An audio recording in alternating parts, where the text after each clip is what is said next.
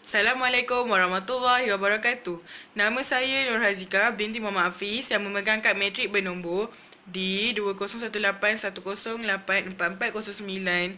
Saya juga merupakan pelajar ISM Pengajian Malaysia dengan Pendidikan dan saya merupakan pelajar Dr. Faziahani binti Jalal di bawah subjek Pembangunan Sosial.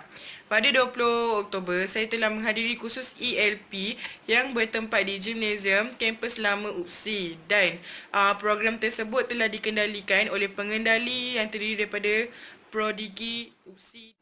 Okay, sebelum saya menyertai kursus ELP ini, saya mempunyai kurang kemahiran untuk berkomunikasi dengan orang ramai. Okay, saya tidak tahu bagaimana untuk entertain audience saya untuk kekal mendengar presentation saya. Saya juga suka memerhati orang yang present yang menyelitkan unsur-unsur humor dalam presentation mereka. Oleh itu saya ingin mempelajari dengan lebih dalam. Okay, selain itu juga saya menyimpan cita-cita untuk menjadi seorang guru. Saya ingin menjadi seorang guru yang cemerlang, yang berjaya dan saya ingin menghasilkan pelajar yang berakhlak dan berpendidikan selari dengan sasya sasya yang harus ada pada seorang pelajar. Macam kita boleh lihat sekarang, masalah sosial kebanyakannya berlaku dalam kalangan pelajar di peringkat sekolah maupun di peringkat universiti sendiri. Oleh itu, saya serta semua orang yang bertanggungjawab, kita mestilah cari jalan penyelesaian untuk perkara-perkara ini.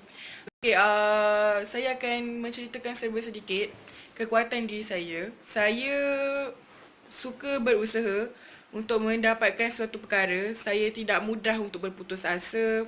Saya juga akan mencuba dan terus mencuba agar saya mendapat apa yang saya inginkan.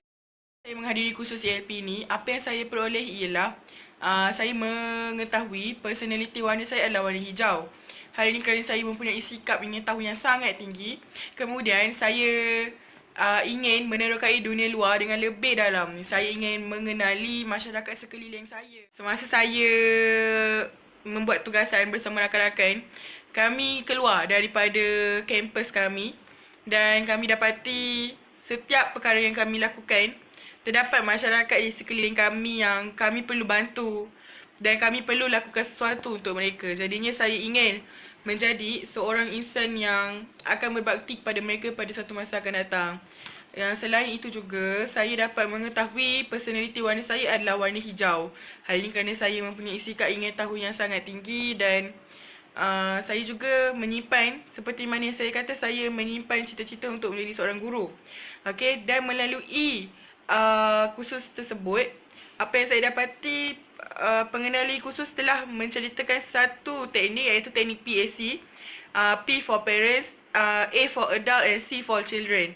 Okay, jadinya seperti mana yang kita tahu, guru-guru pada zaman sekarang tidak boleh menghukum murid-murid sesuka hati. Walaupun memberi kerja sekolah itu dikira sebagai satu hukuman juga. Jadinya untuk membentuk moral mereka, kita perlu menggunakan teknik PAC ini dan antaranya ialah menggunakan teknik adult, iaitu menyelami mereka dengan lebih dalam, memuji mereka, memberi kata-kata positif kepada mereka agar mereka dapat berfikir yang mereka memang ada sifat-sifat nilai-nilai murni dalam diri mereka. Oleh itu, cara itulah kita boleh ubah masyarakat pada zaman sekarang. Kita boleh menaikkan sasya mereka agar masalah sosial di Malaysia ini turun, agar kadar masalah jenayah ataupun sebagainya yang negatif akan berkurang. Oleh itu, saya sebagai generasi muda, saya ingin mendekati rakan-rakan saya. Saya ingin mendekati apakah masalah yang dilalui.